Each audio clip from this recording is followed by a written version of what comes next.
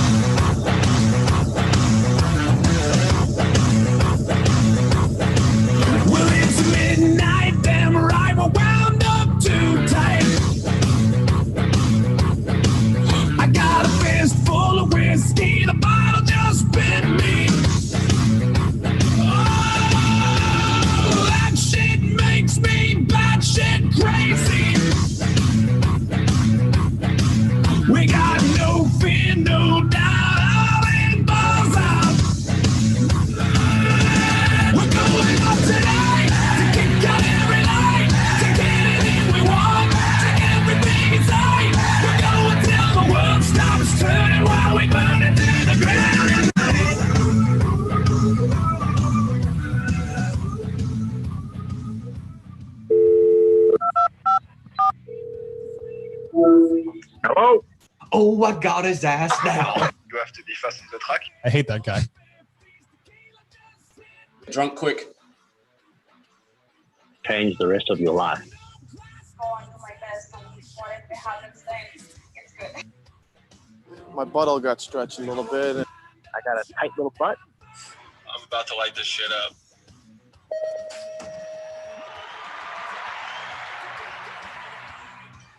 I love that Donnie one. Oh, I can't hear you. Have myself on Yeah, mute. I was gonna say I love that Donnie one. So stupid. We had such a good interview with him, so like inspiring, and we take that one clip. Isn't that funny? I think it's hilarious. Radio show number 6, man. Remember when this was just a I don't want to say a fugazi. Remember when this was just a pipe dream, and now look at us out here making it happen. Different corners of the fucking continent. You know, we're just delivering the mail. So welcome back, people. You know what? It's good to be back live. We enjoy these radio shows. They're a lot of fun. So thanks for people. I think we got people coming in the chat room as well. We'll have a good show tonight. We're going to catch up with Nic Long. We're going to discuss Dutch champs, make some predictions for the French champs. I see Tiger Woods on James's TV in the background, so I like the background TV. I like that a lot. Yeah. I'm glad you noticed that. Really excited. I always put golf on in the background once we start the show. I got my coffee section to one side. I got a little golf section to the other. I like it. Got the BMX clothing on. We got both have our uniforms on right now. It's showtime, baby. It's showtime. I know. My golf clubs are right behind the computer screens. I'm just looking at my sim driver right now. How good is that to look at the whole time? You just stare at it. We're talking high nasty bombs with that. Just high nasty bombs. I love it. We got a good golf section, good golf talk coming up. We're going to try to do it at the end of the show this time if we get that far. Great golf talk coming up, though, let me tell you. I had some big matches this week. Tori played some good golf, I heard. Yeah, my game's pretty tight right now. Gotta say, game's pretty tight. I've heard it's really. Yeah, I've heard. Yeah. Hear about it. Thanks to ProGate Europe for supporting our golf podcast. I mean, the next show. Winning starts the great gate. Fucking Maris. I played with Maris yesterday. Maris is a great gate. Maris had some fantastic. He won so many on ProGate Europe. Unbelievable. The amount of second pedal chops he had on a ProGate Europe, unbelievable. The most savage one that always gets referenced was Papendal in 2012. And we all know who was in lane 7 beside him. Tori doesn't get his glory of being in that main, putting on a good performance because Maris was popping off the best second pedal of his life. It's such bullshit because I had a good start. I just look like an absolute fucking child next to him. That's so disappointing. You know what? What's funny? If you actually look at me compared to like kind of everyone else, we're all pretty close. Like I was pretty close to David and Sam halfway down the ramp. But I just look like I'm a mile behind because I'm next to a fucking racehorse. You're the only one that has to be beside. Dude, it's so ridiculous. Like I look like I'm a child learning how to like 15x gate against Maris. It's just rude. It's honestly just rude. Like he could have been a little nicer. He could have waited to the third or fourth pedal to do what he did. No one was ever more exposed on a gate than I was in that one.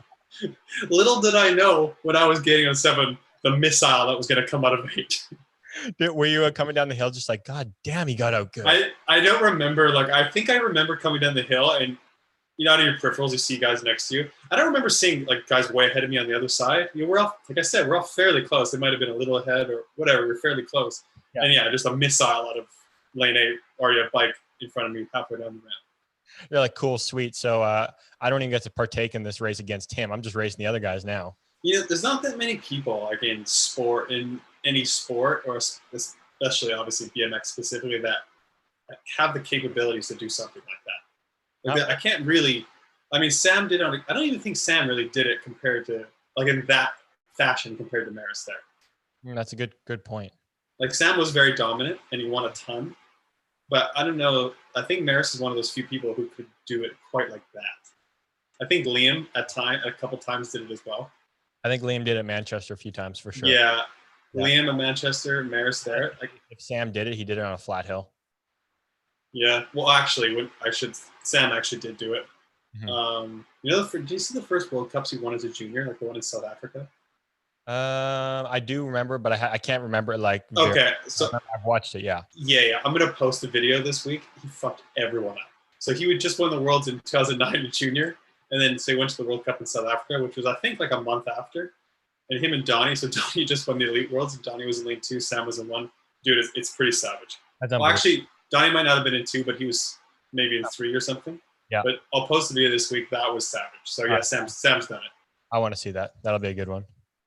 Davo had speaking of BMX first race, Davo had a hell of a second pedal, but by the looks of it, they're national champs.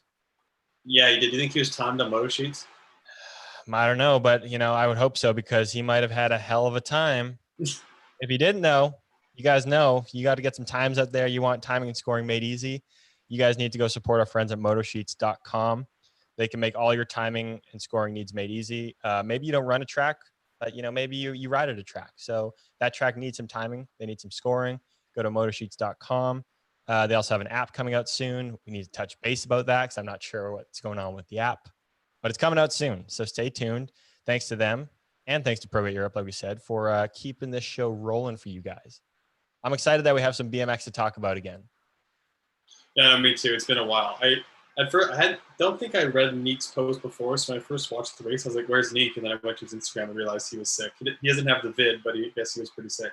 Yeah, it's too bad. I was talking to him about that too, having a little some kind of infection of some sort, keeping him off the bike for a little bit. And then Harmson wasn't racing, unfortunately, either. Back injury by the sounds of it, or just maybe was dealing with one, I think it was, and it just wasn't racing yet either. So that's too bad. But still some heavy hitters in the field. You got Big Davo, you got the world champ Twan in there, you got Skippers in there. He was coming off an injury as well by the sounds of it. A lot of injuries going over there in the Dutch camp. It's pretty savage when the world champ doesn't win the national champs and it's third. It's like that's so gnarly. Like it's actually pretty comical when you think about it. Yeah, how many world champs go back to their national champs and are like that? It's actually pretty funny, yeah. It shows how hard a sport is, but it shows the depth of Holland. Like that's a very difficult national championship to win because you have guys that have won, or you have multiple guys that have won World Cups, and you have Dave and Joris who haven't won a World Cup but have come really close to. Have both of those guys have been leading to the final turn in Papendal. Fucking idiots, close it out. Like you were so close. Guys, you were fine. It's your home track. There's no excuse. That was terrible. There's no excuses for that point. There's no excuses. You got nothing. Anyway, a couple great riders, great guys. Davo closed it out at Papendal. Yeah, he rode well. He was getting some heat on the third straight, too. He did. Shotman was riding fast, it looked like. Obviously, all those guys know the track like the back of their hand, of course. It looked a little bit slippery. I was a little worried for them coming into that last turn. I was worried for Davo coming into that last turn so low. Yeah, Shotman got second, right? Yep, I looked for Yep. Yeah. It was funny. All three guys used to train with Jaspers. Or not, Twan still does, but Shotman still does too, actually. Yeah, that's true. Yeah. How about that, Jaspers? How about that? That's kind of funny, huh? Yeah, that's kind of funny. What were your thoughts on the new track? One of the main things I noticed was the last straight. Yeah, okay. It looks way easier. You can manual through it, no problem. Yeah, that's true. I kind of like the little techie step up out of the last turn. I agree. That was like, I think before they changed the turn, you couldn't do the pull on, so there's only the one line. I thought it was a little bit boring, but once they put that, I guess it's a concrete turn in, and then you could pull on to the step up easier, and then you technically had the options to do the two lines. I think it did make it pretty fun and pretty cool to watch. You're right. Now it was kind of just basic manuals.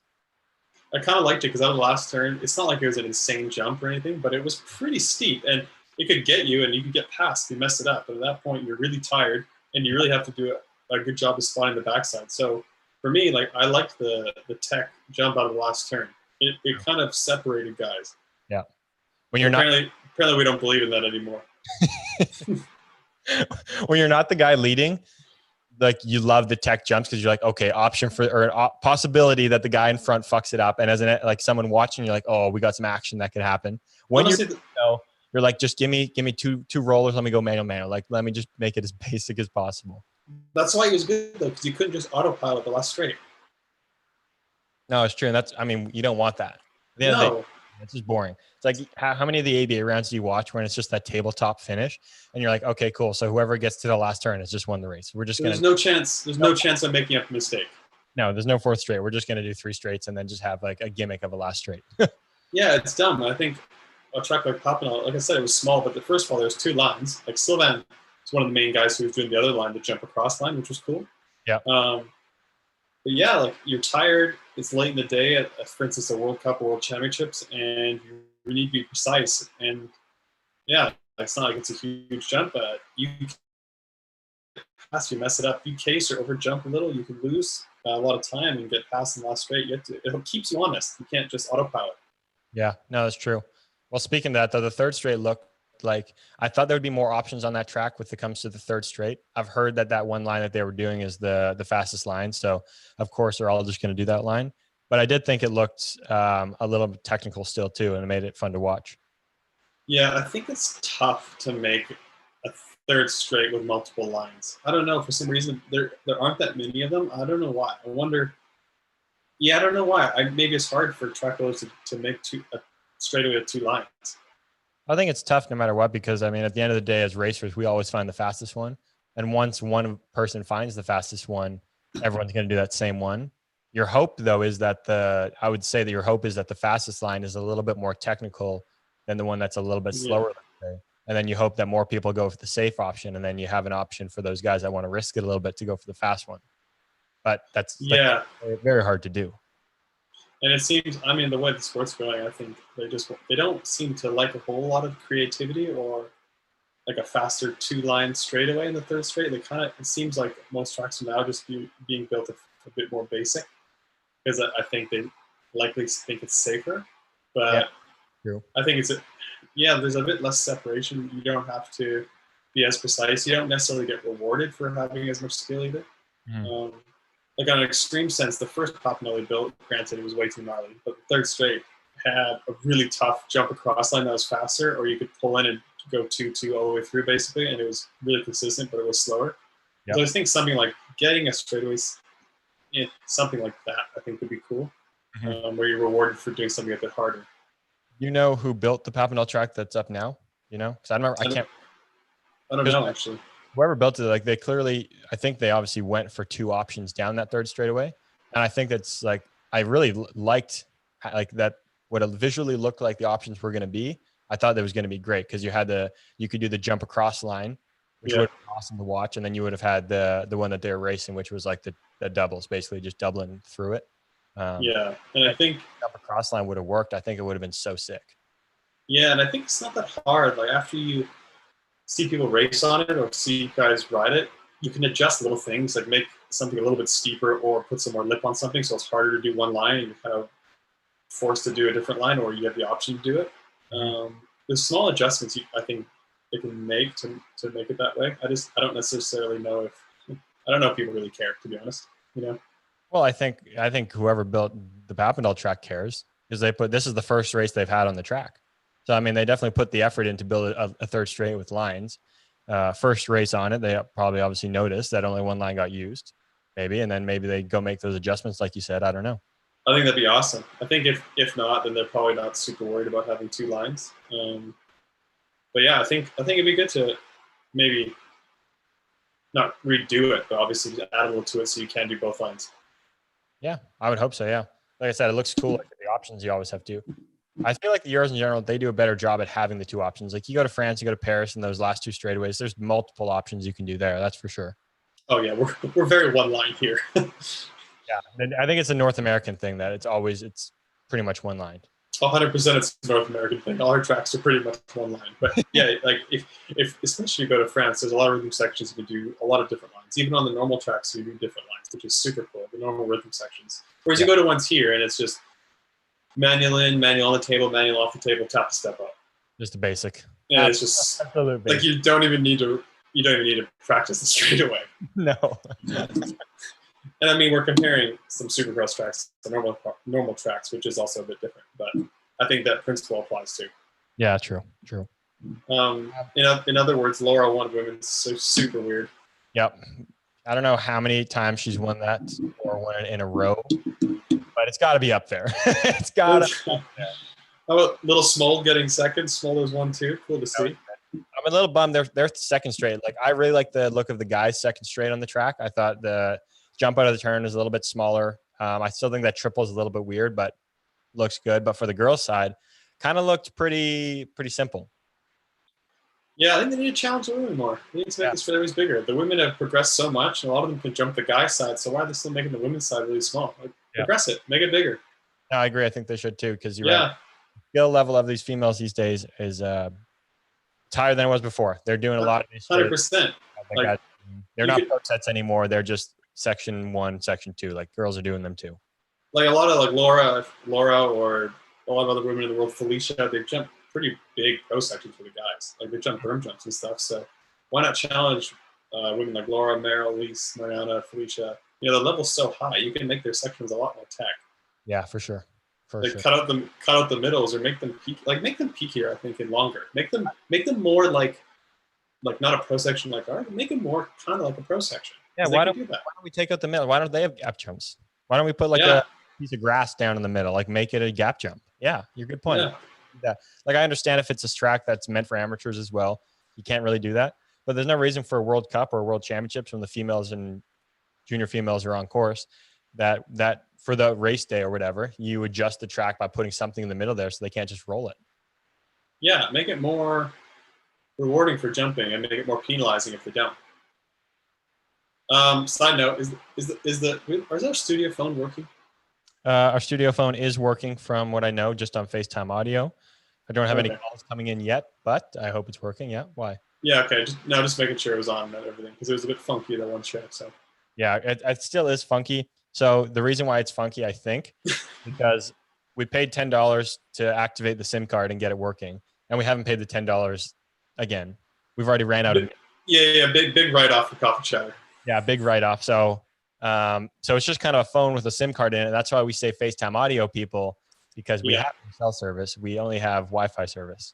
All right, yeah. So, and calls are coming from all over the world. So people, FaceTime audio if you want to call in today. Call in anytime. Feel free. Speaking of Dutch champs, we got the French champs coming up this weekend. Those that are for sure the two hardest national champs to win, I would say. I would agree by far. I would say the French is the hardest. The Dutch would be the second. I think the U.S. would be the third. You think U.S., hey? I think you could throw.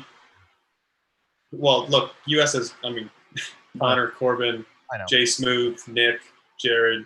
Yeah, okay, true. I was thinking a bunch of guys are missing too. Columbia too, but no, you're right. That's U.S. It's still U.S. For sure it is, yeah. Yeah, still U.S. But with French national champs coming up, let's get some predictions going for that. There's a lot of guys going fast there, like always. I think we could probably name 8 guys that could win, and we wouldn't be surprised. I got a Maillet feeling. Oh, really? I got a Maillet feeling. All right. I'm going to Maillet's my guy. I'm going with Maillet. You're going with Maillet. Normal track. He's super fast. I feel like a race in France too, in a normal track, he's going to horse and he's going to win. Okay. All right. I'm going to say Maillet. Sylvain's going to get probably third. Sylvain we can just put in the top 3. Yeah, Sylvain's going to get in the box. Of course. I'm going to say Sylvain second or third, no matter what. I'd say Joris. Actually, it's going to go It's going to go Maillet, Silva, and Joris. Podium. I forgot Joris is going to be there, to be honest with you, because oftentimes he's in the U.S. and he's not able to make their national champs. Fuck, all right. Yeah, I say he gets third. I was going to throw our boy Romain on for the first, but now I got to pick Joris too. Shit. Oh, shit. Oh, no. Who do I know. I have seen a quick look at the track. Pretty good size hill, I think. Not super, super flat, but obviously not a big hill by any means. Shoot. Do I have to pick? Is it super flat? I don't want to say it's super flat, but it's definitely like it's an orange track with a sweep return. You probably know the track if you saw it. I just don't know the name of it. Oh, okay. It's Lemps or whatever it's called. Yeah, you want to go with that? Okay. I don't know how to say it. I don't know the name. Shit. It's Lempdes. Lemptis? I don't know. Yeah, I don't know. Romain, here's the thing. Romain could easily win, and I wouldn't be surprised at all. I wouldn't be surprised if he whole shot and wins. I wouldn't be surprised if Joris whole shots and wins. I won't be surprised if Maillet whole shot and wins. I won't be surprised if Rencarel whole shot and wins. I won't be surprised if Sylvain gets cut off but still wins. Fuck! I totally forgot about Rencarel. Yeah. And then you got Eddie that's coming off a Euro round win. Fucking Eddie too. You got Eddie. You got Simba. Simba's a World Cup finalist. Holy shit! All right, so I still think Maillet. I like Maillet to win. You like Maillet to win? Okay. All right, I'll take the rest of the field. All right, who do you think's gonna win? Shit. I don't know who rides the track the most, so this is my problem. I really want to take somebody that's ridden the track most. I know Romain's ridden the track, so I'm gonna take our boy Romain. All right, I'm gonna take Rome. I got you. Who are you calling on the box? On the box. I'm just looking behind you. Tiger's putting right now. Oh shoot! Should we look? Oh, who else is gonna get in the box? Sylvain's getting on the box, and Joris. Joris is getting on the box. Yeah, it's hard to say Joris won't go in the box. It's hard to say Joris won't win. It's hard to say. So I was talking to Slyvane today. Oh, that's the wrong one here. I was trying to use a sound effect, but it didn't work. It was on the wrong one. Anyways, I was talking to Sylvain today. Moving on. You're just gonna blow through it? Where is it? I was trying to find it. I hate that guy. There we go. There it is. I messed it up. So anyways, I was talking to that guy that we hate. And I was telling him that I've been thinking of coming over to France for a bit, get some training in and whatnot. And he's like, okay, well, when you come to the track, I have the Browers locked and loaded in their spots, basically. Like he's got them in secured locations for consistent timing now. I told him it's not a motorsheets.com, but that's besides the point. Anyways, he's like, he's got times there. Romain, Joris, and Nic all have times there. And he's like, you gotta put your time down, basically. And I was like, you fucking come to this. Hell yeah, I'm nervous. You expect me to come there and just compete with probably the 3 biggest horses out there? Are you shitting me? How far in distance is the timers?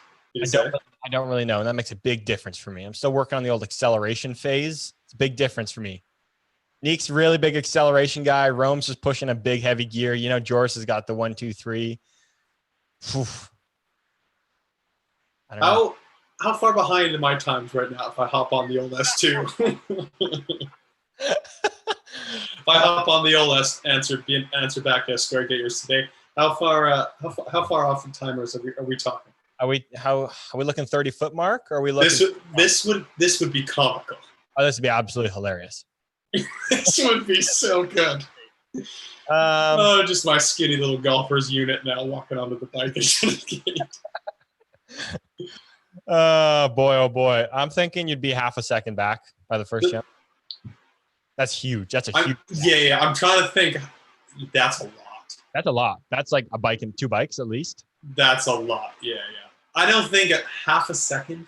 That's like to the first jump. I'm not saying 30-foot mark. This is first jump. We're going 30. Honestly, we need to do this because I honestly have no idea. It could be half a second. It could be a full second. It could be like a few tenths. I have no idea. Let's pick it. I mean, we can't do it at home. I would say half a second is. I would say a few tenths. Maybe half a second. Half a second's a fucking mile. Okay, you think 3 tenths? It's like Capillon his. So we used to ride that track sometimes too. So I think Yeah, it's probably like a 30-meter sprint. Okay, if we're There's talking, no way there's no way half a second. That's a lot. okay, if we're doing the 30-meter mark, not even Like 30-meter mark. I would say 3/10 probably. Okay, if we're doing the 30-meter mark, I'll say 2/10. 2/10. It's got a steep. It's like a really pretty steep hill and a flat sprint. Oh yeah, 2/10 then for sure. The steep hill would help me a lot. The steep hill, you need that one. Yeah, I'd say two. A solid 2/10 probably. This is funny because when Sylvan was telling me about this, and I was like, bro, like you're telling me to come up against these horses and it's your home track. I'm gonna need a buffer. Like I'm gonna need a handicap here. Like a 10th is a lot. That's a 10th is a lot for that short of a sprint. Like it's probably like a 3-second sprint. Yeah, I'm assuming it's got to be in the threes. Most people's sprint timers are always 2.5. Dude, a 3 seconds, like a 10th, that's quite a bit. Yeah. Yep. Like there's no way you're a 10th off. Like no, but you know, you even like if they're getting like say roughest, they're getting like a 3.31. Like if it's like a 3.37, that's still quite a big difference. Yeah. 3.31. If I'm getting 3.5, you think? I think you could get a 3.5 if they're getting a 3.3. Oh, 100%, fucking easily. What? Easily. I don't think it'd be easy. Oh yeah, dude. Easy. Like, I don't want to doubt your abilities because I know you could hop on a bike and be as natural as you were, but I doubt. Yeah, exactly. Golf courses have produced any kind of fast twitch muscular fibers in your body. Those you're born with those. I know you are. No, it's just for sure. I would like strength wise, yep. But like the years of doing it, like I think you'd be surprised if you took time off. You just hop on it, like if you take any retired rider, they could hop on and still be like pretty good. Yeah, you still got 1, 2, 3 in you. Yeah. So we got to test this because I'm actually legitimately pretty curious. Mm-hmm. Oh, so before the pandemic hit and the world went tits up, we were doing gates at Ridge that one day, me, you, and Ryan. So that was probably like a 30-meter sprint at the first jump. Okay. And I was probably like a wheel to half a bike probably behind. So what do we think that is? Oh, that's not.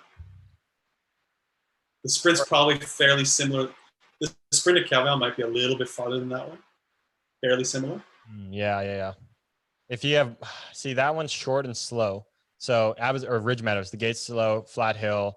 So I'd say the flat hill's at a disadvantage for you. But because yes, I would say the first jump, I don't think there's much separation either. So what's half a bike difference? How many tenths is that? 1/10? That's probably like probably a 10th. I was gonna say 3/10. No, I don't think so. Like I think we need a mathematician to come on here and measure out. Yeah, I think we need Graph. We need Graph because Graph would know this information. G-Rap, at the 30-meter mark, how big is 2/10 of a gap difference? That's what we want to know. Yeah. Need to figure. I don't know the relation between bike lengths and tenths of a second. No, that's true. I don't either. Just holding up the answer forks, nice. Answer BMX baby, get yours today. I've had them in hand the entire time. Nick might know. We're gonna call him. It's 5:30. We should call Nick too because he just texted me. We could ask him what he thinks. Let's get Nick. Are you close enough to your mic? I can't tell. Let me make sure I'm close enough, Mike. I haven't. That sounds better. Yeah, speak closer to it. Okay, I need the reminder. It's when I'm on the screen, like I said to you last time. I always forget because I'm like, oh, I just want to be. Yeah. Fist it. I gotta remember to say. My beard is my measure. If my beard's rubbing up against it, I'm close enough. Yeah, that sounds better. Yeah. Okay. Let's get Nic Long on here. Speaking of Answer BMX, my forks came in handy when I nose cased a triple today. Bars went Cheetown. Dude, that was just like the laziest triple jump I think I've ever seen at Ridge. Literally was so casual, thinking I was just hot shit rolling through the straight backwards with Rye. No big deal. Went to pull up. Back end hit kind of a soft spot and just instantly knew I was nose casing. Yeah, bars took the I-5 north to Rockford. That was so bad. All right, I was going to try to use the other phone to call Nick, but we're just going to go back to my phone. It is what it is. Yeah. It is what it is. Okay, Johnny. Get him on the old FaceTime audio here. Wow. He had a birthday bash like last week. I know. That's where he took over Instagram, had his birthday, had a big jam. It's a big day. Oh, Johnny, how's it going, buddy? Good. How's it going? You're on Coffee Chatter Radio with myself and Mr. Terry. Johnny Long Dick.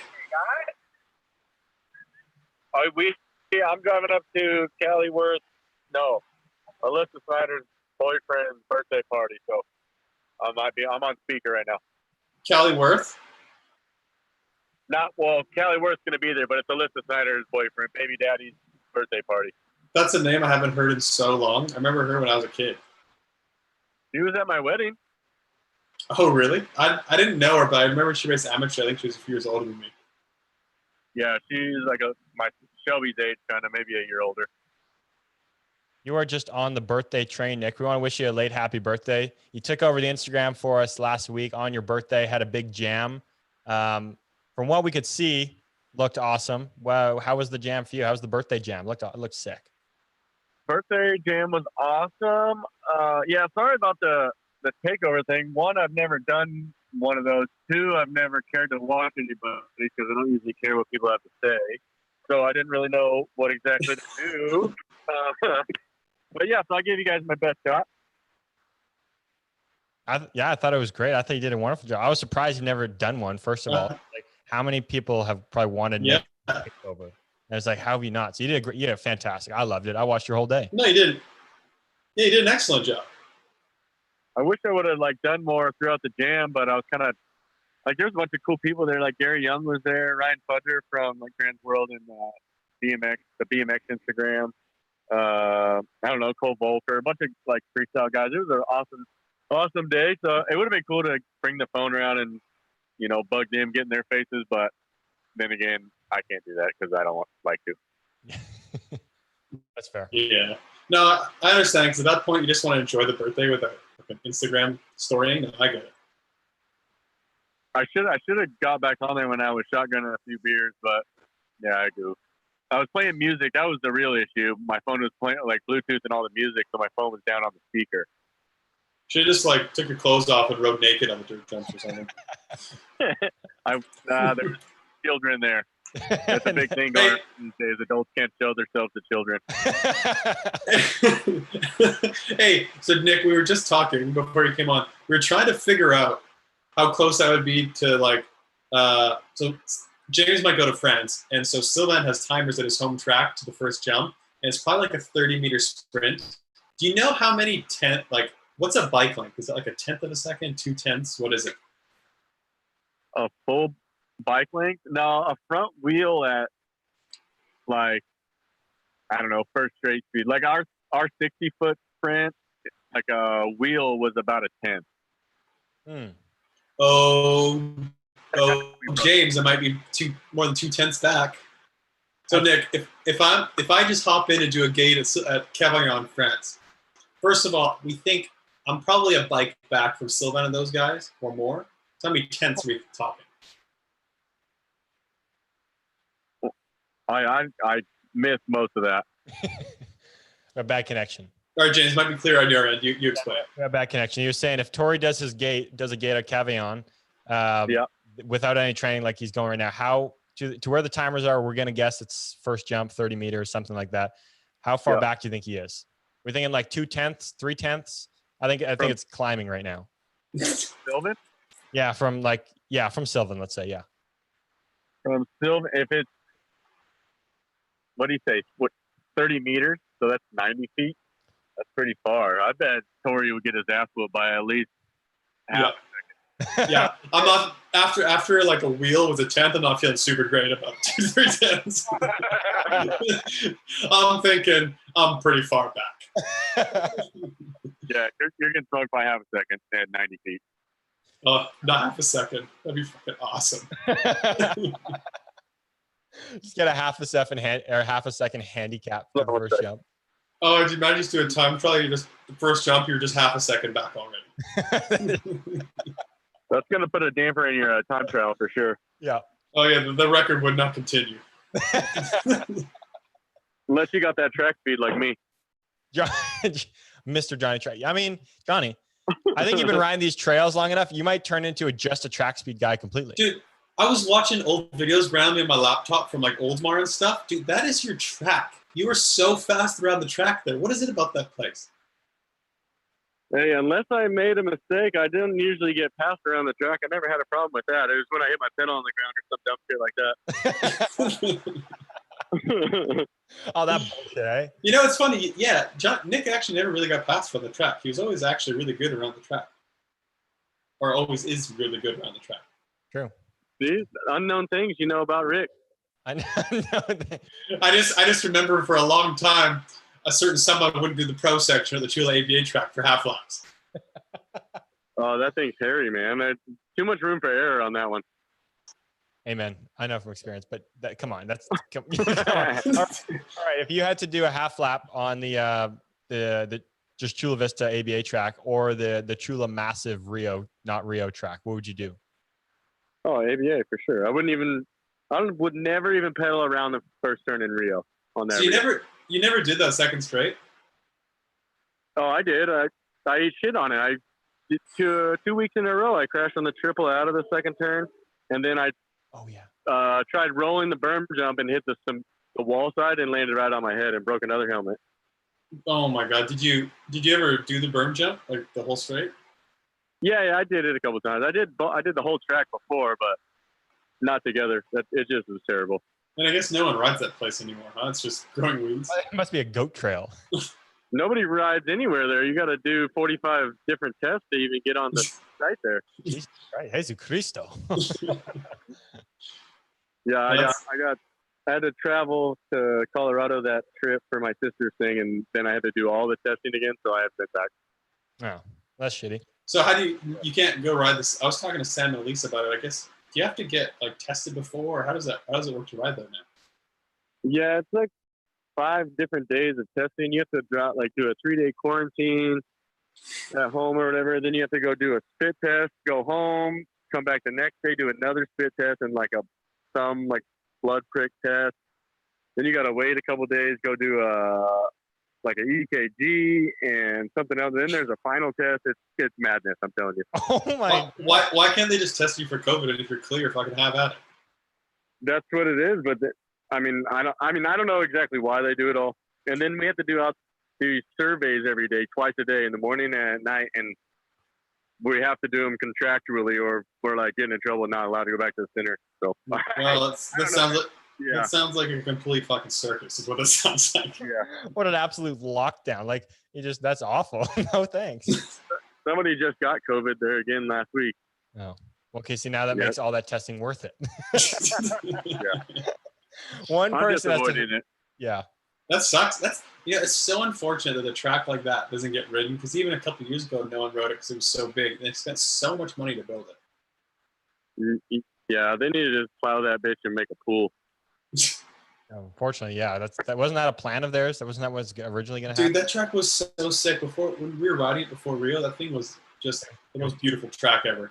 It really was, yeah. Yeah, that track was badass. They should have never changed it after. You see this cool track? Yeah, no, this is cool. This is small peanuts compared to what we're going to build. You guys just wait.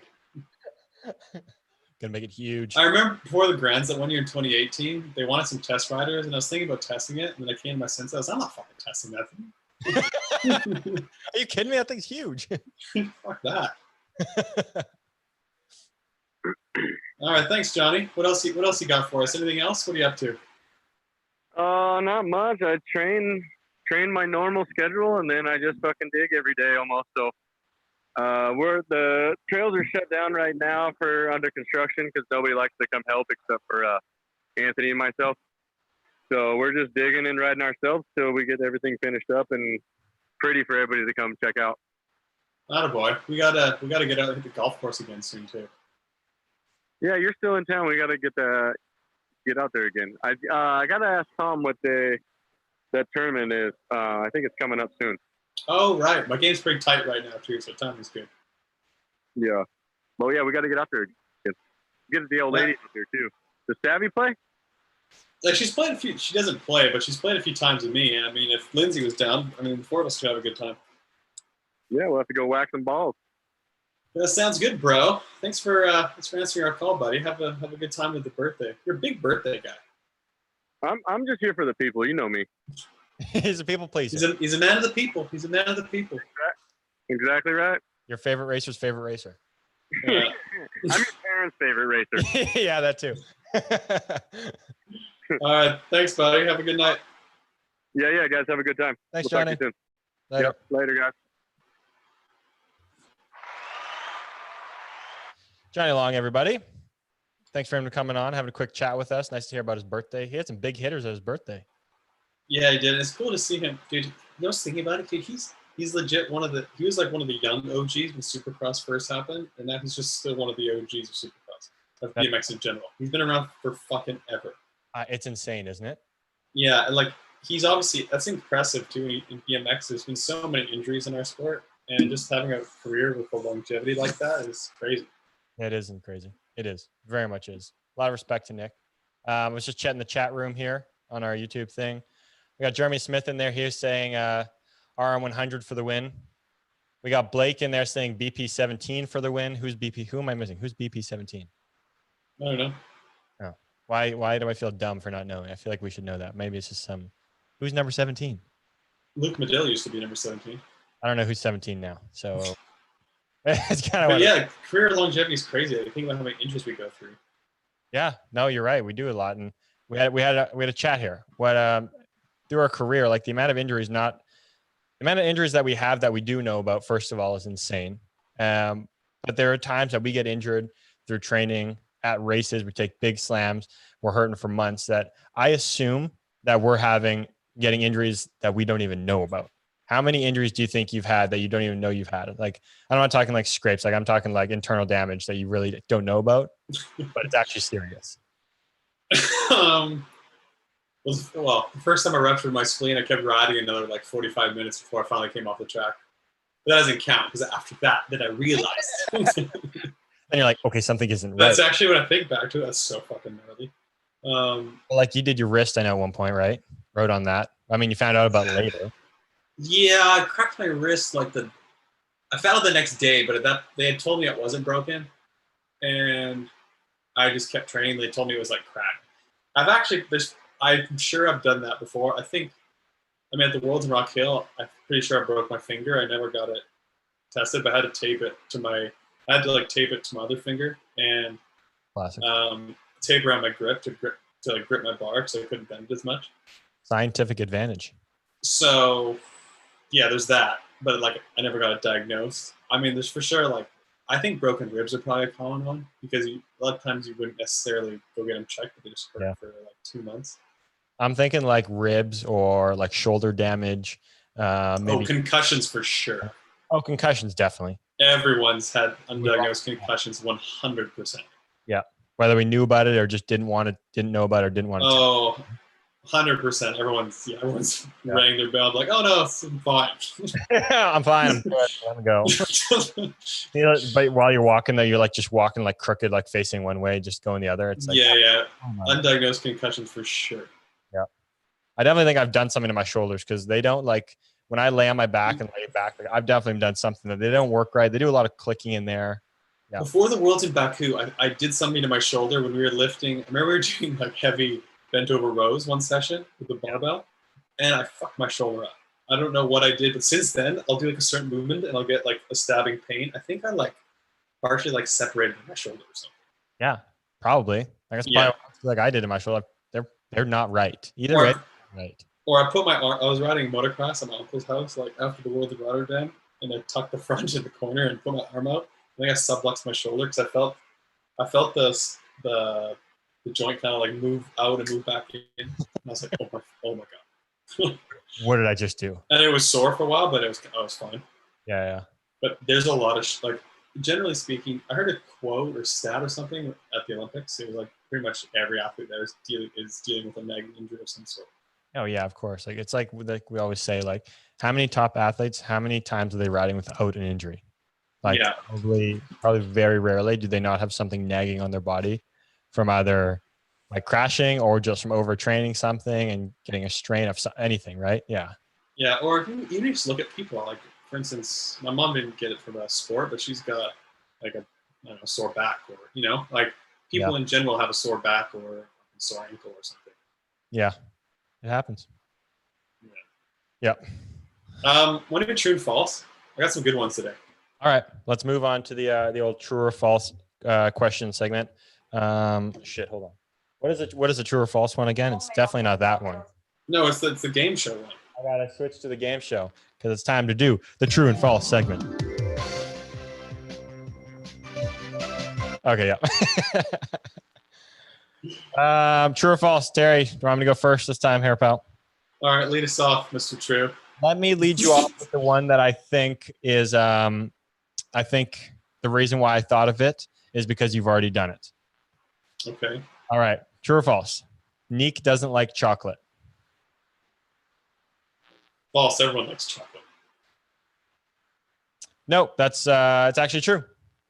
That's actually a very fun fact. What kind of a person doesn't like chocolate? I'm glad that I could. First of all, I'm glad I could share it with you. Second of all, I'm glad it wasn't one that you used. It makes me feel very good about myself right now. Yep. Yep. Wow. I got a hissing noise in the background right now in the audio, and I'm not happy about it. I wonder why he doesn't like. I wonder why he doesn't like chocolate. How do you not like chocolate? I don't know. All right, mine. First one. Dave Herman was the first person. Kate, are you done? You good? Can you hear that? No, I'm no. What? It's fine. All right, go. All right.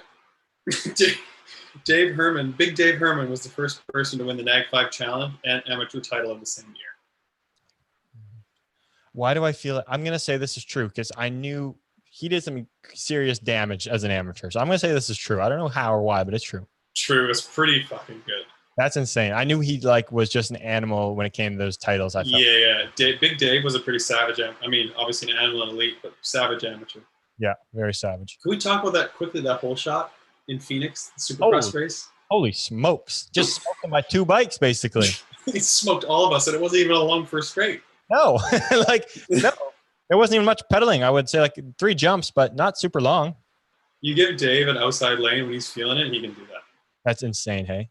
Well, actually, not even outside lane, but I just mean like you give him space. He's gone. Yeah. If you let him fucking start getting in that gearbox, you let him smash through that gearbox. Man, you're done. You're screwed at that point. All right. Second one for me. Sylvan, until 2012, would train on a 44-16, but he would race on a 45-16. But then he would do the time trials on a 46-16. So at a World Cup or these races, he'd ride a 40. Okay, you're gonna need to say this again because I got really confused. Okay. So Sylvan would train on a 46-16. He would go down to a 45. A 46-16? He would train on it. Okay, I think this is true. Yeah. Okay, let me finish before you answer. No, it's true. I don't care. I want to finish. It's true. I know it's true. He would race on a 45, but for time trials, he'd put the 46 back on just for the time trials and then go back to the 46 or 40. Yeah, he used to do stuff like that. Yeah, that's true. Yeah, that's true. Yeah, I used to do stuff like that. Yeah. His gear looks so big down the ramp for a time trial. It's kind of funny. Oh, I can imagine. Yeah. True or false? Jeremy Smith's dad named him after Jeremy McGrath. Oh, this is a toughie. Oh, it's a toughie. I don't know how big is a moto guy. Shoot, hey. You know, BMX, moto, BMX dads love motocross. I'm going to say yeah. Let's go. Yeah, you got it. It's true. Nice. Did you have to ask him for that? Yeah, he told me. Okay. All right. That was a good one because I probably would have guessed false. Yeah, that's fair. I had to try. I had to take a shot. I thought it would have been good one though. Great question. Yeah. Tuan is currently building a Tokyo replica first straight in his backyard. Tuan in his backyard? He lives in an apartment building? Well, like around the corner. Close enough. Very close to his backyard. Close to himself. Like, are we talking Supercross Hill? Oh yeah, we're talking like a Supercross Hill, like a 4-man Supercross Tokyo replica first straight. You know what? I wouldn't be surprised. Somehow in Holland, they always get hooked up with this shit. But I'm just gonna guess false. It's true. I saw his little thingy. That's insane. He's got some scaffolding for like a 4-man gate going up, and yeah. It seems absolutely absurd because it's in Holland and they just love sport. And somehow this stuff just like happens. Like I'm not surprised at all. Like, where does the money come from to all of a sudden just get this Tokyo replica first straight that's going to be taken down anyways? Like, you got Papendal there to use. Why don't we can't just go to Papendal and use that one? Yeah, no. Oh no, something just came up on my computer. No, what? Nothing. Just anyway. The live chat. I thought the live chat went out, and I was like, "Wow." Oh, that would have been. All right. Mariana and Vincent are heading to Croatia for a vacation now. True. Yeah, I could see that. They're already in Europe. Oh no, it's false, but it sounds believable, doesn't it? Yeah, it sounds like it'd be a great opportunity. I've actually always wanted to go to Croatia. Yep, it's on my bucket list. Same with Greece. Yeah. Yeah. Yeah. All right, last. Oh, I got 2 more actually, but I don't want to use both of them, so I'll just use one. I got 2 more. Okay, we'll use both of them. All right, Souza loves to. If you cut out, what'd you say? Souza loves to cook.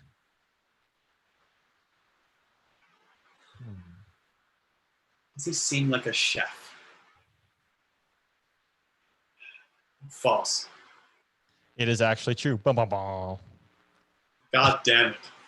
I got to do something about. I like how you just switched from all false now to all true. Hey, wasn't one of them false? No, I don't think so. Oh. All right. I actually got Souza was the first Brazilian to make it to the podium in the AA Pro class. I think that's true. I don't know the Brazilians well enough, and I don't know if when Resende got a podium, so I'm going to say true. It's false. It was Renato Silva back in 2001. Oh, Jesus. What a stretch. What a stretch. I would have guessed false too, because I would have thought Resende might have had one before him. I was going to guess Resende, but then I don't know who else. I don't know him. Silva. I wonder if Renato's had one. I don't know. I don't know. I don't know. Good question. All right, last one for me. Ryan Carr, is ranked 136th nationally in weightlifting in the 71 kilogram weight class division. True. That's true. It's true.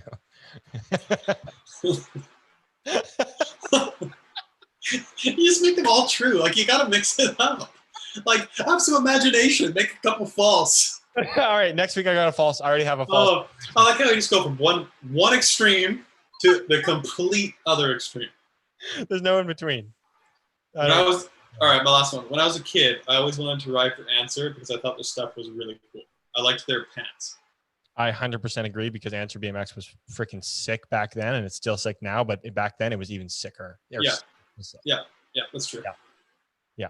Great. That was a great one, actually, T. Because you know why? Answer BMX. Get yours today. And that's the true or false section, everyone. There it is. Okay.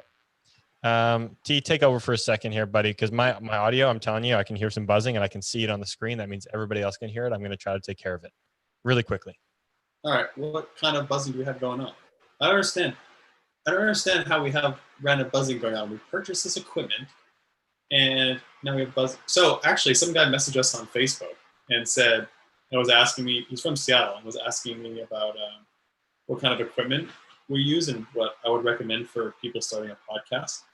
Honestly, and I told him, honestly, when we first started, granted, the sound quality wasn't as good as it is now because we got legit studio equipment now. When we first started, we literally just recorded on my MacBook or my iPhone, and it was fine. Yeah, we did. It was great. Yeah. Like, it's good enough. Honestly, you can just start recording on your iPhone, and then you can just get a couple easy USB mics and plug them into a laptop and do it that way. It's super basic. And the USB mics we first got were like $35 each. We got some. Yeah, they were really cheap. They were cheap. Yeah. They were great though. Last show was a little bit annoying. Like I told you, I think before the show, we had a little audio issue because when we had Tori and we had Tony, they were coming out of the same audio source, but they were different levels themselves. So I couldn't change the audio because they were the same person on the mixer board here. So that was kind of annoying, but no one said anything. So that's great. As long as you don't have any complaints, we're happy. So I was just thinking, people always talk about athletes in their prime and whatnot, always in his prime years, always past his prime. Yeah. How do you know when you're in your prime or when somebody's in their prime?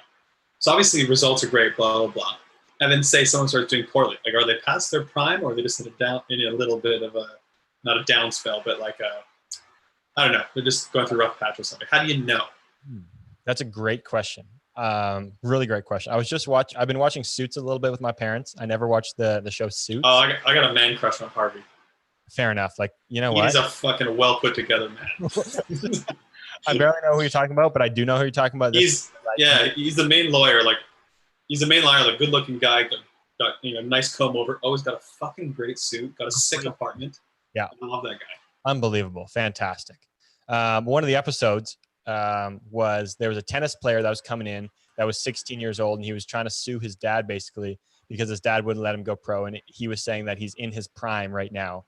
He's like, some athletes, develop faster than others, and he needed to go pro because he was 16, but he was actually in his prime. And I was like in my head thinking like, okay, come on, bro. You're not in your prime when you're 16. So See, this is why minors don't have age of consent until they're 18. That's just fucking stupid. That's just silly. So it brings me to your question. How do we know when we're in our prime? I don't think we do. I think it's something that you look back on and like you realize like I'm in my prime. Yeah. Because I think at the time you're so invested, so involved. As a professional athlete, you can get to a point where you could be going the fastest you ever have. But a lot of times, a lot of athletes are still always developing, trying to find new ways to get faster. So how do you know that if they're young enough that give them a few more years that they're going to be even faster? I think once you've hit your ceiling and you can't go any faster and you start not doing as well, I think that's when. I would think though, you look at someone like David Graff is a great example who has been going the fastest he ever have, and it's later in his career. So let's say Sylvan too, yeah. Yeah, Sylvan too as well. You're right. He's been doing it for a long time going this fast, but I would say the fastest he ever has as well. And these people are older of age, but you couldn't tell me that when they were 25, 24, that when they were still going fast, that they didn't think that they could have been in their prime. Like, how do you know at the time? Like, obviously you have that belief that you can always get faster, but how did they know? How do you know at the time that you're like, I'm not actually as fast as I'm going to get? Like, I can get faster. This isn't my prime. I think if you still keep progressing and still keep improving, going faster and getting better results, clearly you haven't hit your ceiling yet. But if you can't get any faster and results are trailing off, I think you're on the downward trend. Yeah. But it's hard to objectively see that, because I think as athletes we always feel like, oh, I'm just, whatever can improve this and I'll get back or I'll be blessed, blah, blah, blah. It's hard to actually have an outside perspective on that. 100%. I thought it was hard to listen to Tony talking about his athletes that have already reached their ceiling, kind of like going against their ceiling, basically. I think that's, as an athlete, that's hard to hear, because you always want room to improve, and you always think that there's room to improve because you're not doing everything perfect. There's always something you can improve on. Maybe it's not your strength, maybe it's not your speed, but there's something you can always improve. There is something you can always improve on, for sure. And then as you get older too, like your physical profile kind of changes. Like muscularly, you're more explosive in your early 20s, and then you actually increase your strength as you get into your late 20s and even 30s for guys. But that's kind of an argument if that helps us in BMX or hurts us. Likely hurts us more as we get older because it's such an explosive sport. But yeah, it comes to a point when your physical body can only go so fast. True. It's only going to get to a point where you can only go so fast. Luckily for us in BMX, there's so much technique involved, and there's so much, like, you can always go faster on the track. Mm-hmm.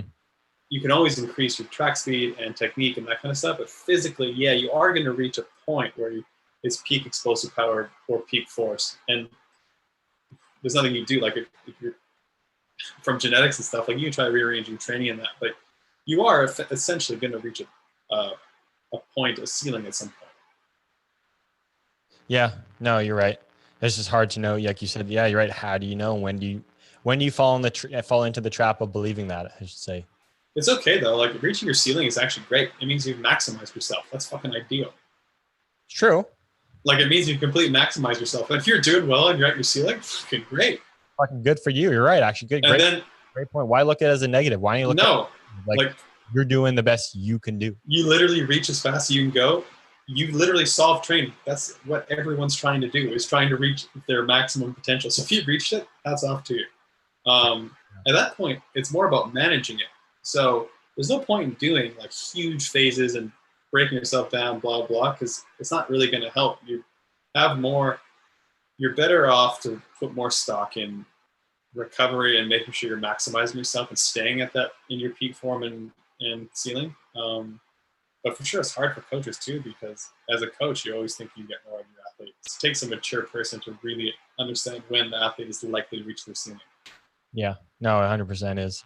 Because as an athlete, you're like, okay, as long as we do this again, we can get more out of it. That's what you're probably constantly thinking. Unless you're looking at the data well enough to know that it's not coming around, you're always probably thinking that.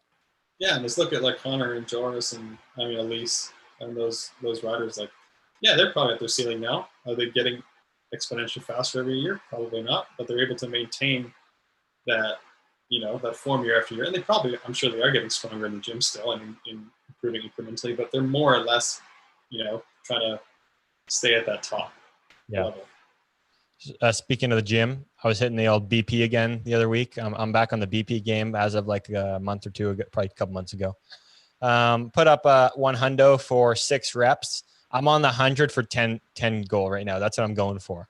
Fuck, that's solid. I think the best I ever did was 2 years ago. I did like 5 sets of 5 with it. You were just I remember you repping it out for 5 sets of 5. Like that was solid. Super good. I want to get back to that level. Yeah, that takes some time. That takes some serious time. It does. It seriously does take some time. It really does, because you need like strong ass shoulders and wrists and everything too to be able to lift heavy bench press. My audio is still doing it, T. Dude, it's fine. It's fine.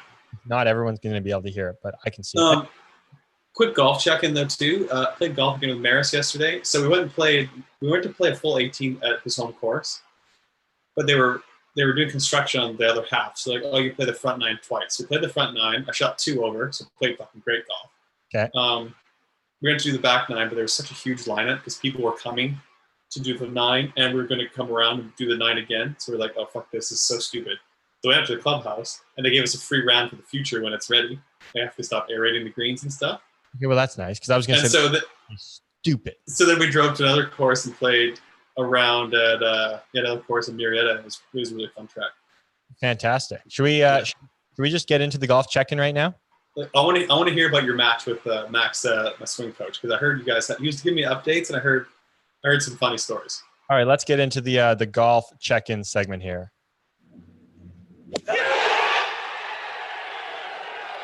All right, golf check-in segment. Oh, I fucking love it. I had to do something fun for it. I love it. Yeah, so last week when I played a round, Max called me up. Tori's swing coach, Max. I like to say Max Homa, but it's not. It's Max Cohen. Called me up, played a match with one of his clients and one of his client's friends. Played a little 2v2. So played on Golden Eagle for anybody that cares. Nobody else knows about it, but Tori. I was really excited. It's one of our home tracks. It's so fun. Yeah, I was really excited. Just loved playing the course. Had the pick out.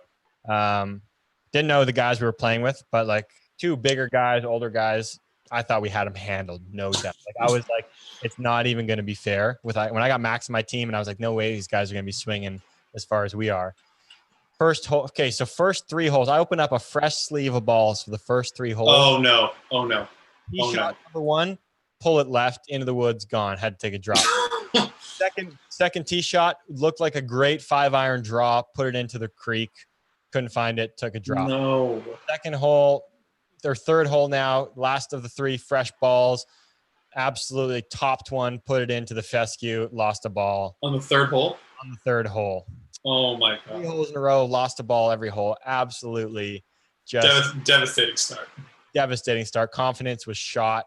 Didn't know where my swing was going anymore. I was just along. You're stepping up to the ball. I have no idea where the golf ball's going to go. No clue. I was just along for the ride at this point. It's like when you get into the gate at a race and you have no idea when to leave. You're either going to hit it or you're going to be late, and it's just not. Yeah, just like cool. Like this is sweet. So whatever. Next hole, par 5. Had a great drive. Finally back in play. Me and my partner Max, we were doing well. Like both got on the green. Him better than me, but we're both on the green. I think I got on there. I was putting for like a birdie. He was putting for an eagle. Everyone 3 putted, and we walked away with that happening, and that was just devastating. Not good. But got past the next par 3, got to the par 4 over water. The par 4 over water. Yeah. I had a nice shot over the water. It's the right. I'm like, Max, like go for the water. Like that's what you do here. He steps up and bombs one green side. Like I'm talking. Are you fucking shitting me? I'm not. Wait, the drivable one? Like no, not the drivable par 4. Oh, number 9. This is number 1, 2, 3, 4, 5. 9. Yeah, we're talking about number 6 right now. Oh, that one. Yeah. Okay, yeah. We're talking about that one. It's not for us personally right now. It's not drivable unless I got downwind. I'm just trying to clear the water. He steps up and just pipes one down there that hits fairway, rolls up green side to the fringe, basically. Wow. I was like, oh my God, this guy ends up birdieing the hole. We win the hole. Great hole. Move on. We were playing a close match. So these guys we were playing with, I didn't think they were going to keep close at all. They weren't hitting it far, but they were playing like we would play. One of them was always in play, having a ball. That's all you need. So they weren't hitting it far, but then they'd throw. Max must have taught this guy well. He was fucking throwing his irons close to the pins, he wasn't really making putts, but he was close enough that he was always hanging in there. You know what I mean? Yep. So anyways, got to, I ended up shanking one a couple holes later. Another group on a hole behind us. Not a good look.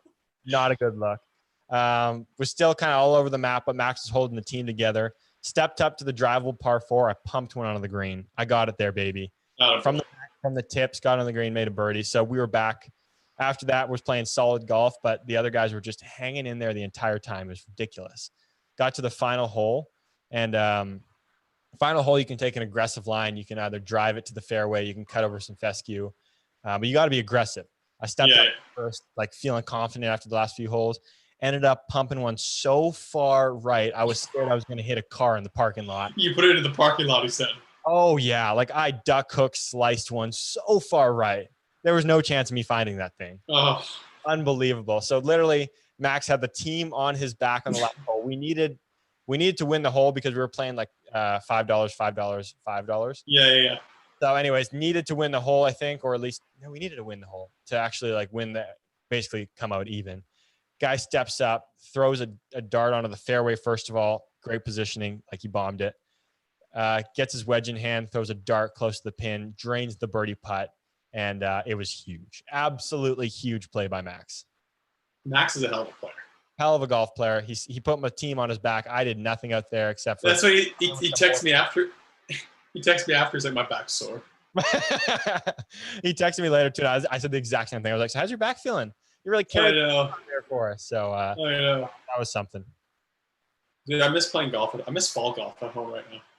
Yeah, I mean, how's life down there? How's the game? So he's telling me, obviously, I heard you hit a great score. First of all, I heard you shot a 77. Fantastic. Yeah, I shot under par on the front nine. Yeah, I played fucking great golf. My game's pretty good right now. I'm down to a 6.3 cap now. Fantastic. Game's solid. Game's pretty solid. That's that's your first time in a under par front nine, eh? Under par. Second time. Second time? Okay, that's solid then. Did a few weeks ago too, yeah. But yeah, I guess technically from the 2 9s we played yesterday, I shot in the 70s again yesterday. That game's tight right now. That's what I like to hear, T. What are we working on? Yeah. What are we working on right now? Yeah, everything's actually everything's really good right now. So we're just touching on everything, staying consistent. All right, just playing golf now for a bit. Playing golf. We're just playing golf. Yeah, everything is pretty good. Yeah, everything's pretty good right now. That's what we like to hear. That's really what I like. I got a question for you. So in golf tournaments, you hear the announcers talking over them. It's coming down to the last hole. You often hear the golf guy, the announcer, say something like, "Oh, so and so. He doesn't want to see the guy hit a bad drive, or he doesn't want to see him hit a bad putt." When it's coming down to the line and it's like for the win, hell yeah, I want to see a guy hit a bad drive. Are you shitting me? I want to see. Yeah, I know. Lost OB and you have to redrop, win easily. Are you kidding me? Yeah, but it's just like the same. Like in a race, for instance, if you're in second and the dude in front of you just wads it, it's like you won, but it's not the same. I mean, it's a little different because it's like I guess like that's late in the race and this is late in the tournament, but you have to you're starting a hole fresh. So it's like I'd rather my guy beside me completely cheese the gate and I just get a free lap out of it. No, yeah. But what if you're in third and the 2 guys in front of you just clean each other out and you win? It's like you won, but it's like it's like you won, but you didn't really win. Yeah. Okay. It's like in my mind, I don't really count that as like I mean, I shouldn't say that. It does count, of course, because you're there and yeah, you deserve it because you stay up and blah, blah. But it's not the same. Yeah. Okay. No, that's fair. I get that part. You want to win a little more like head to head, but like, man, I'd be okay with the guy pumping one if it was. No, yeah. Like I'm okay. Like if someone like fucking cheese the start next to me or slid out and I win, yeah, cool. Like I'll take that and the check and the title. But it's not the same. Like you want to win. You want to win. I don't want to say on your own, but you want to win just straight up without something like that happening. That's fair. I just feel like in a golf shot, like it's meant to like you could have messed up mentally and then bombed your drive somewhere, and I would be like, well, you fucked up and I didn't. Yeah. Anyway, Mitchie texted me. He's like, I can't call in tonight. I was like, no worries, bro. That's not somebody calling in. That's somebody calling my phone right now, and it's. No, just answer there. Hopefully, it's a telemarketer. You want me to answer it? Oh, I can't answer it. You want to know why? I think it's a guy at my front door trying to get in to deliver a package. Oh yeah, no, fuck yeah. I could answer though. Maybe I should answer it. We got anything else before we get into some one words? Well, I got to recheck my phone now. So I had an idea here, a thought here, not an idea, but a thought. So when it's time to give up your career number, should you have people go through a screening process with you first before you can give them approval to take your number? You just haze them like a frat. Like you got to make sure they're good to go. And if someone just gets in there and snakes your number without saying anything, you probably just roast them for the rest of their career. You know, I've said it before, and I'm not ashamed to say it again. I'm gonna be fucking pissed if the guy who gets 49 sucks. Like I'm straight up gonna be kind of pissed if the guy is really slow and gets 49. Yeah, I don't. I don't know if that makes me sound like a dick, but no one who has a career number is like, oh gee, I don't really care who gets my number. I don't care if he sucks. It's like, no, you want the legacy of your number to be passed down to someone super fast. Yeah, straight up you do, yeah. Like I would love if someone like Isaac got or picked 49 or something. You'd be very okay with that. You'd be very happy with Yeah, like a really cool young kid who's really fast. Did you just uniquely pick that because he's 94 and you're 49? No, he's just the first person I thought of, actually. Yeah, fair enough. Okay. Yeah, so he's got a cool one, so he's not going to change, obviously, probably. But someone like him or like, I don't know, Kai White or something, or like, I don't know, someone young and really good. I don't want someone I can get who's just can't get out of moto to get full with 49. It's like, come on, man. Like, come on, man. This number used to be on podiums. We can't have him get knocked out of motos. we can't have you out there getting fifths and motos and eighths and quarters. Like we gotta get it made here, man. We need to see that number out on the start gate a little more often. We can't just do once a weekend here, buddy. Like if he sucks and he's not doing well, I might have to intervene in his program and try and figure something out with him. Might have to sit him down in a race and talk to him. Yeah. We can't have him we can't have him going out motos and quarters every race. Like we need to be in the main. No, we need to. Yeah, you can't do that. So I think after the Olympics next year, I guess it's kind of funny. I still have 49 now. Pretty sick. I haven't raced in 2.5 years, and I still have my career number, which is this may be the longest time I still have it. I think I still have it until Tokyo. I think you have it until Tokyo, yeah. I may be setting the record for the longest career number held without racing. I think you probably are. Like I just realized that. I'm probably setting the record for the longest career number without racing. I don't know what the rules were before, but yeah, you probably are. I think it used to be 2 years. If you didn't race for 2 years, you lost it. And it's been 2018. You're gonna go three and a half. It's been almost 2.5 years because it was June 2018 was my last race. June 2018, 2019. Yeah, okay. So it's like 2.5 almost. It's getting boy, it seems like a long time ago that I raced. It is a long time ago, isn't it? It seriously feels like so long. It's not that long, but it feels like a long time. Yeah, that's fair. How do you feel about it, Austin? You still good? You miss it? Yeah. No, actually, no. Like, no.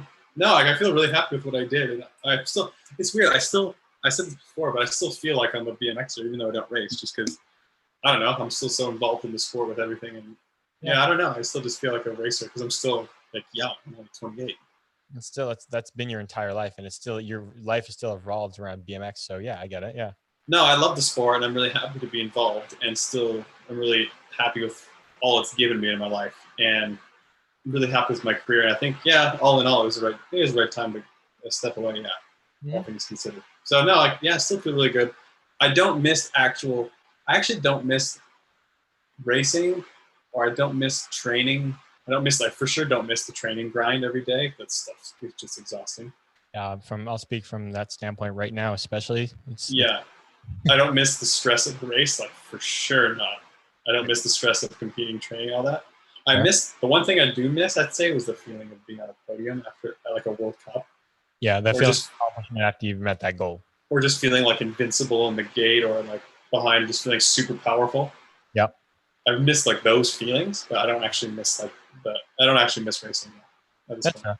Yeah. Which is weird because we've talked about it, but so many people just feel so lost after. But I guess maybe because I had direction and I don't know. I had stuff I've never really felt. I never really felt that way. I don't think. No, I agree. I think you've had other passions that you've been able to pursue. So I don't think you need to feel lost. You had a great career. There's nothing that you really regret. So why would you need to feel like, not that it's a choice, but why do you need to feel lost, right? Yeah. I think Yeah, 100% agree. And I think a lot of people feel lost because they just tie everything to like their sport. Like they just consider themselves a BMX racer or something, and that's it. Yeah. And I always did so many other sports, hockey and blah blah blah. I just always thought of myself as just a regular dude who just did BMX. So Fair, yeah. I never really thought of myself as anything else. So it was like, well, yeah, I'm just a regular dude who doesn't race anymore. So Yeah, fair enough. I get that. Yeah. yeah, and it's not like in BMX either. It's not like we're fucking world famous soccer players or something. So it's not like there's a huge limelight that you're not in anymore. True. Which there is, like, to an extent, of course, a limelight in our sport, but it's not the same level as other sports. 100%, not at all. No. We're lucky I feel like I'm lucky if I get recognized walking around the track. Fucking superstars are, they're trying not to get recognized in the city. Yeah. Or I think granted, I guess I did retire before I would have, for sure, but I think it's harder too if you're like more or less forced to retire earlier, which is, I guess I technically was, but I don't consider it that. But like if you had to retire way younger or something and didn't get to do a lot of stuff, that would be a lot harder, for sure. Yeah, that would be a big difference for sure. I agree. Huge difference if you had to retire when you're like 23.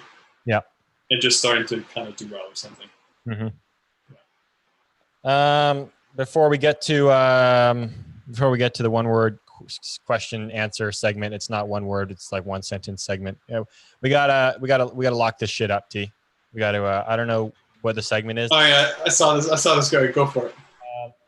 Why don't I have I don't have a thingy. Actually, I do have one. Hold on, guys. Hold the phone. Did you guys hear that? Let me just play it again for you. Yeah, you blew it. Yoshi, you were posting a anti-doping thing. Classic Instagram story, flashing up, little boomerang flash up to the anti-doping, saying getting tested. You blew it. None of that. Cut it out. Lock that shit up. We get it, guys. You're so famous and so successful. You need to get tested. We do not need that. Every time I see that, I will bring it up on this show. We are locking. Yeah, we're blowing anyone out who does it. Yoshi, you gotta lock it up. It's fucking dumb. It's played out. We don't need to see when doping people are there. We know everyone gets tested. It's not new anymore. Lock it. Lock it up. Unless you're naked and you're taking a selfie with the guy, lock it up. Unless that, then we will repost it and you can go viral. I do think since we started ranting, I haven't seen as many. No, I haven't seen as many. Yeah. Since we've started, doing this rant on people and calling people out, I haven't seen as many. It's like, who cares? Like, what do people think when they do that? It's not new in our sport anymore. Like, I think when it first came in, it was like, holy shit, there's testing. But now it's just like everyone gets tested all the time. Yeah, it's true. Yeah, exactly. So, yeah, who cares? The worst testing was in Rio after the Olympic final. Me, Nick, and Brooke, we got whatever fourth, fifth Olympics or whatever. We're in the doping room. They're just playing the medal ceremony on the TV. Brutal. And we're just in doping control, just sitting there like, oh yeah, sweet. Wait, like fuck my life. Can I go home now? Yeah, seriously. Can I go home? I just want to go home, guys. Look, test me positive. I really don't give a fuck at this point. What do you do? It's like, what does it matter? I didn't get a medal. Who gives a shit? What are you going to take away? Like, I literally don't give a fuck. I literally don't care. That's classic. All right, we got some one sentence things. I like these ones. Yeah, let's do it. Right. Start it off. Tequila. Savvy's favorite alcohol. Really? Yeah, she legit could drink tequila straight. Like, we don't drink, but she could legit drink tequila straight. Well, you know what? It's good to hear because I've always been somebody that I don't think tequila tastes bad. I think it's a pretty good one. Pretty good. Yeah. I like a good margarita. Yeah. So yeah. Oh, good margarita. I'd switch my answer in my head to margaritas. Sam kind of got me onto those. Like, we at the Hall of Fame dinners after the Chula World Cups, we always used to, like, Red Line always used to get a table. It was kind of funny because it was open bar, and after missing, we just get fucking tanked at the open bar. Classic. And anyway, so he kind of got me onto margaritas one year, and they're fantastic. And we went out for dinner or whatever 2 weeks ago, and he got a skinny marg, and just thought that.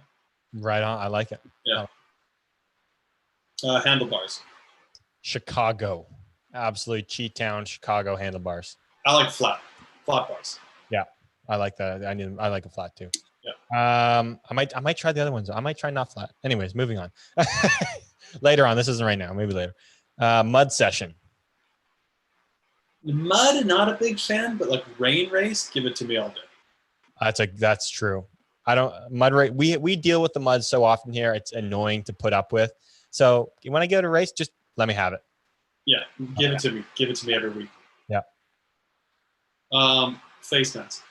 Coffee Chatter, get yours today. Merch link, Redbubble. Dude, Get your face mask.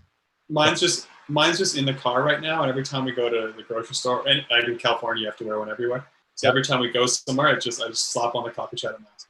Fantastic. I love it. I can't wait to wear this at a race. That's perfect. I'm a little bummed we didn't get the ones that are more comfortable looking, but we'll get there. I know. Yeah. Oh, yeah, go ahead. Sorry, I was getting annoyed by the noise going on. Anyways, LeBron James. I feel like he's a bit of a whiner. Really? Yeah, I don't know why.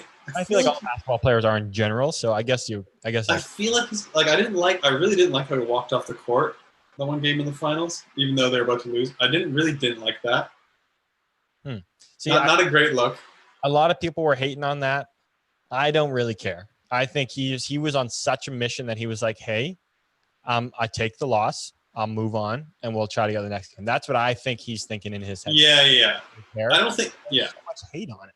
Yeah, no, I agree. I don't think it's like a hateful. Yeah, I don't agree with people hating on it. I don't think it's a big deal because he's as a team leader. He's like, yeah, we lost. Let's just fucking walk off, whatever. But then, like personally, I don't like that because if I'm the captain, I think you have to just, no matter what, just compete to the very end. That's just my opinion. Fair enough, and I think that's a very common opinion as well. Yeah, that's the way I've always been with. Like that's the way I always was in hockey and everything. Yeah. The Bachelor. I can't remember if it was Tuesday or Thursday. No, I don't know which night it was, but sitting at Lauren's watching The Bachelor on a big comfy couch. Dude, it's so entertaining. Honestly, people that hate on The Bachelor, like I don't watch it by myself, but when you're with people, it is just hilarious. You got to be with a bunch of chicks. Yeah, it's true. We've been there and done that. You got to be with a bunch of chicks. You got to be with a bunch of chicks. It was Monday night. I think it was Monday nights. I can't remember. Monday night. I wish it was on right now because like I think it's so fun to watch with Savvy. It'd be so fun to watch with like Savvy, Lauren, and Ryan. Oh, it'd be fucking awesome. That'd be hilarious. It was great. Just get a good snack. Get a good. It is. Yeah, it is the most cringe-worthy. Like my social anxiety is just exploding watching it. I know, like, right? I could not imagine being in that situation. I am so not confident enough for that. It is so bad. They'll be like out the camera guys. They'll be right on them. They'll be like, oh, I'm really starting to feel a connection. You know, like, and the person will be like, I just really like where we are right now in our relationship. It's like, and meanwhile, this dude's just kissing 20 other women like 10 seconds later. It's fucking, I mean, they all just go on to get famous. It's a show. It is, and that's what they're doing it for. So you're right. Yeah. But dude, it's gnarly. They're actually like a lot of them are set for life after. They got like 1 million followers. They can just do fucking branding stuff on Instagram and whatever. And dude, they're legit set. That's insane, hey? It is insane to live in that age now. Yeah. They're famous for legitimately nothing. Yep. True that. Your turn. Is it my turn? Your turn. My turn. Yeah, your turn. Motocross. I was a little bored by it this summer. I didn't really follow it as closely. I didn't watch them all. Okay. I mean, Tomac was in the title chase. There was no Webb, no Roxon. Yeah, it was kind of. Yeah, fair. I thought there was going to be an AC comeback, and I was going to get really excited for that. Kind of tailed off when Osborne just kept being too consistent. I got a little disappointed. Yeah. Big AC. AC rode well. The amount of hole shots that guy gets, it's exciting to be his fan. Dude, for a rookie, he did so good. I heard the Supercross next year, they're only going to go to cities that allow fans, and they're going to do multiple races in cities, I think. So it'll probably be in like, I don't know, Texas and the kind of the much southern East Coast ones that probably have less restrictions, I think. Well, I'm excited for it. Yeah. Yeah, that'll be fun. I love me some Supercross. Love Supercross. Supercross is not, you need fans at Supercross. Yeah. You need fans. Playoffs. I wish BMX had them. I wish we had some kind of playoffs. Playoffs are so exciting. I've never thought of that. That'd be fucking sick. I don't know how it'd be implemented, but just to be in a playoff situation, playoffs are just exciting as hell. Yeah. Yeah, it'd be cool. Like the first half of the year in the U.S. series was like that, and then it like dwindled down. That'd be pretty cool. What if you had like a 4-day series where every day you had a different race? You had like 3 maybe 3 laps every day. You race the same 8 people. No, I was going to say the same 8 people or people that day, and then you switch, race the same, like you move on, you race the same people again the next day, and so on and so on. I think what I think would be cool is if first half of the year anyone could race, and you take the top, say, 16, and then they would race like a couple races. Then after that, the top 8 would just go to the Grands. Then it's just whoever wins the Grands from the final 8. You like 8 guys, and you just win. Could you start at more people? 8, 16. Start with 32 first day. First day you do 3 rounds. Top 4 move on to this. Oh, and you need, say, top 6 move on from each group to the second day of playoffs. Then you do 4 laps in the 3 groups. Okay, you stay in the same grouping, so same 8 people for 4 laps that day. Then you go to the next day. You only have 2 racks of 6. So maybe you take 6 again. So then you have 2 racks of 8. So basically, you have semifinals on the 3rd day. Okay, on that day you do 5 laps in the entire day with those exact same groupings. You take 4 from each. You go to the next day. Then you have an A final and a B final, and you do 6 laps, or you could do 5 laps again. Do 5 laps for the win. I like it. It would entice more people to ride them. You have a better chance of the title. That'd be interesting. Yeah. You need to have a set 32 first of all. Yeah. But I think I just randomly thought about that, but I just love the playoffs. So yeah. Team. I like team sports. Yep. Yeah, I like team sports. I love the atmosphere. I love the team sport. I love the hype and everything. Yep. Yeah. Meme. Snap on Green. Yeah, he's back. Slowly making his comeback. He's back. I know. Just randomly post shit. He posted one then a couple days later he posted another one. It's like he was on a roll for so many days straight, it seemed like, and then he just disappeared. So I'm glad to have him back. I know. Yeah. Me too. Love a good snap on Green. That's all we got for today, folks. That's all. A little bit of a hectic up and down show, I'll be honest. I'm still getting audio issues, so I apologize if everyone's going to be able to hear this. I didn't hear any on my side of it, so I think it's all good. I think it's only going through the mixer, but I hope you can. Anyways, we'll see. No Colin from Pete D this week. Disappointed. We also didn't plan it with him. It was nice to have a chat to ourselves, just chat about a random few things. It was nice to have some races again. Dutchie's racing. We can actually dissect some races, which is nice. Yeah. I can't wait to watch the French Championships. It's going to be great. Yeah, me too. Yeah, I don't know if it's going live, but yeah, that'll be great. All right. Thanks to ProGate Europe. Thanks to MotorSheets.com. We'll be back next week with another potty. Thanks for everyone for listening. Appreciate it. Remember, kids, snap on green. Snap on green and hit it hard. See you, folks. Oh, T.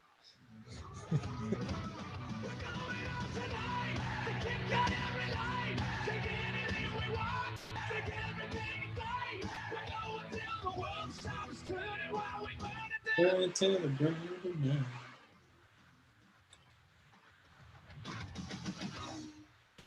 well, what's this friggin' podcast all about? I don't get it, man. Coffee chatter? Get off my back, guys. You have to be fast on the track. I hate that guy.